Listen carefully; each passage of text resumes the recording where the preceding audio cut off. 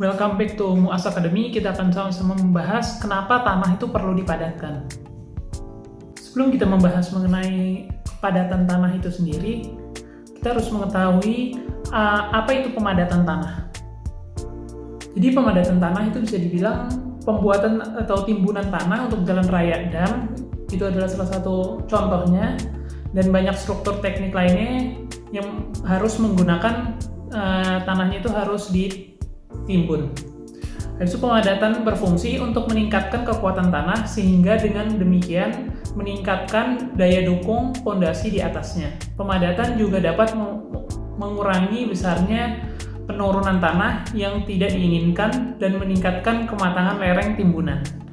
Jadi jenis tanah itu yang kita akan sama-sama bahas itu ada dua, yaitu tanah lempung dan tanah pasir. Yang pertama adalah tanah lempung. Jadi seperti yang digambar di presentasi ini, tanah lempung itu dia akan menurun pada saat hujan. Jadi terjadi penjenuhan pada saat tanah itu basah, hanya dapat dilakukan pemadatan pada saat tanah kering. Sebaliknya kalau tanah pasir tidak dipengaruhi oleh hujan ataupun keringnya, dia dapat dipadatkan kapanpun. Tanah lempung secara umum sifat-sifat mekanis dari tanah lempung yang dipadatkan bergantung pada pertama, cara pemadatan, habis itu yang kedua, energi, yang ketiga kadar air pada saat pemadatan, habis itu yang keempat adalah perubahan air dan volume setelah pemadatan. Itu adalah ada gambar di samping penjelasan, itu adalah mikrostruktur dari tanah lempung itu sendiri. Tanah pasir secara umum semakin padat itu semakin baik. Kepadatannya relatif. Faktor utama yang mengontrolnya, yang pertama adalah kompresibilitas, yang kedua adalah kekuatan, yang ketiga adalah potensi likuifaksi, yang keempat adalah modulus deformasi. Pengujian tanah dapat dilakukan di laboratorium maupun di lapangan. Di lapangan, spesifikasi lapangan mensyaratkan agar berat jenis kering lapangan harus mencapai 90-95% berat jenis kering maksimum di laboratorium, ditentukan melalui tes Proctor standar atau Proctor modifikasi. Metode yang dapat dilakukan yang pertama adalah kerucut pasir, yang kedua adalah balon, yang ketiga adalah air atau oli, yang ketiga adalah nuclear density. Habis itu ada di laboratorium. Di laboratorium dapat dilakukan tes pemadatan Proctor. Dilakukan untuk mendapatkan kurva pemadatan yang mencerminkan hubungan antara berat jenis kering dan kadar air optimum. Setelah kita mengetahui bahwa kita harus dapat menentukan kadar air, habis itu kita akan harus menentukan berat jenis kering. Nah, kita akan sama-sama membahas bagaimana cara menentukan. Kita sudah mendapatkan data dan kita bagaimana menentukan kadar air optimum dan berat kering maksimumnya. Sekarang kita akan sama-sama mengerjakan soal mengenai kejadian yang ada di lab. Di lab itu kita dapat menentukan volume mol Proctornya, berat volume basah, dan kadar air. Kita memiliki data tersebut, tapi kita ingin menentukan kepadatan kering maksimum dan kadar air optimum, dan kita ingin menggambarkan kurva Zaf-nya. Yang pertama, untuk kepadatan air, kepadatan kering, kita dapat menentukan dengan rumus gamma sama dengan gamma basah per 1 ditambah W. 1 ditambah W-nya adalah kadar air dianya, ini adalah gamma basah, ini gamma keringnya. Jadi data tersebut, misalnya kita ini buat ini data pertama, ini kedua, ketiga, keempat, kelima. Dari yang pertama,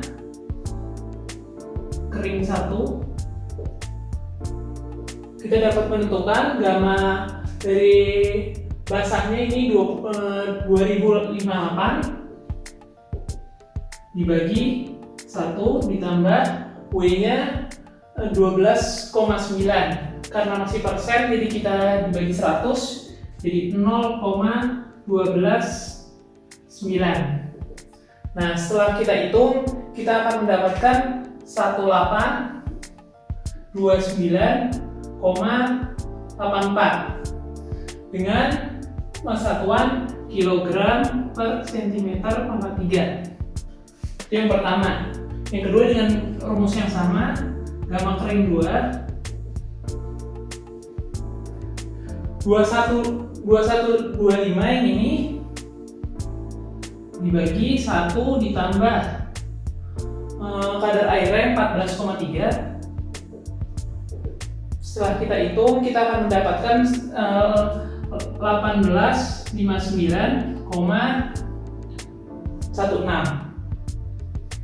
kilogram per sentimeter pangkat 3. Gamma kering ketiga, gamma kering ketiga 21,2159 dibagi 1 ditambah 16,9. Jadi kita akan mendapatkan 1846,89 kilogram per sentimeter pangkat 3. Untuk gamma yang ketiga, gamma kering ketiga, gamma kering keempat maksudnya, 2140 dibagi 1 ditambah kadar air. Oh, ini dibagi 100 karena masih persen, tapi hasilnya ini benar. 1 ditambah 17,9 dibagi 100. Kita akan mendapatkan 1815,09 kilogram per sentimeter pangkat 3. Setelah kita mendapatkan ini, kan kita ingin tanya kepadatan kering maksimum. Kita gambarkan kepadatan keringnya. Kita akan gambarkan di sini.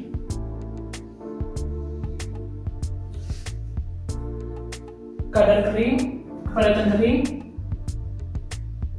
sama kadar air.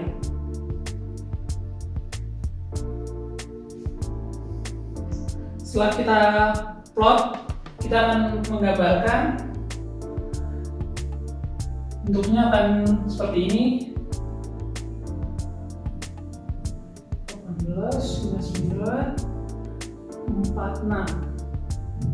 46 turun lagi, 46 turun lagi, 59 15 itu 5.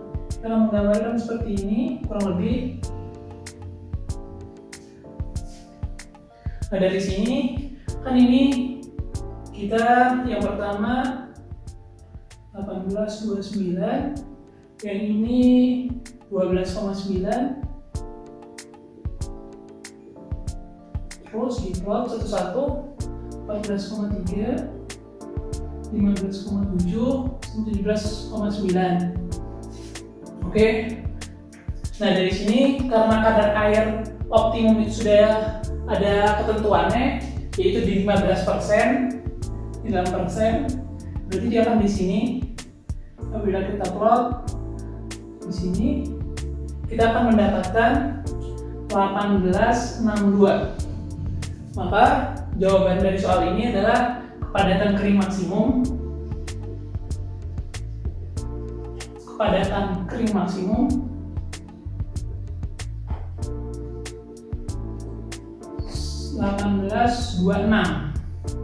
dengan kadar air optimum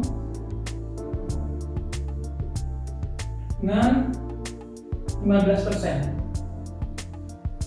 Nah, kita sudah dapat menentukan A. Ini A sudah kita dapatkan. Sekarang kita akan ke soal yang B. Yang B, kita dapat menggambarkan kurva Zaf dengan gamma dari Zafnya, yaitu GS ini, GS dibagi dengan 1 ditambah W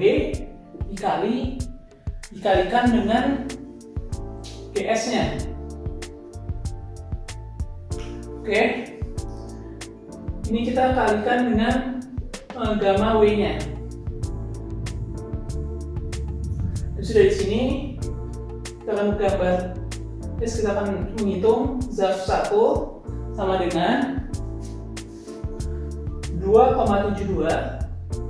Dari sini 2,72 dikalikan dengan 1000 dibagi 1 ditambah W-nya 12,9 dikali 2,72 sama dengan, kita akan mendapatkan hasil 2013,5. Habis itu kita akan gambar zaf 2 dengan rumus yang sama. Ini 2,72 sama dikalikan dengan 1000 dibagi 1 ditambah W-nya 14,3 dikali 2,72.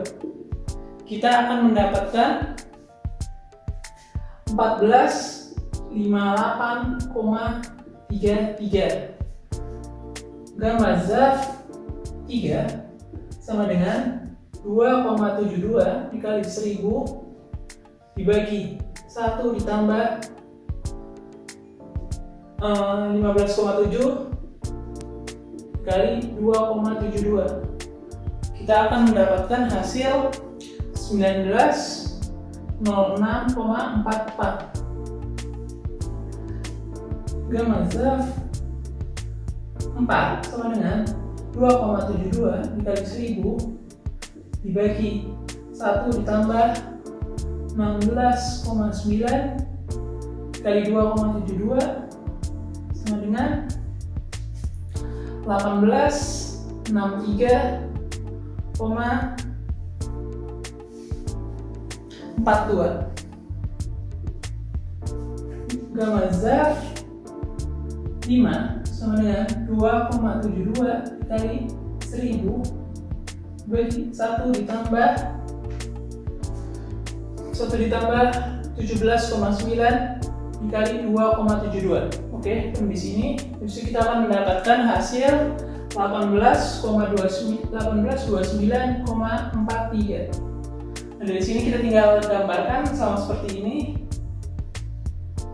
Kemudian ini kadar air dalam persen. Ini gamma zafnya. Kita akan menggambarkan zaf 1 2000 paling atas di sini dengan paling kecil.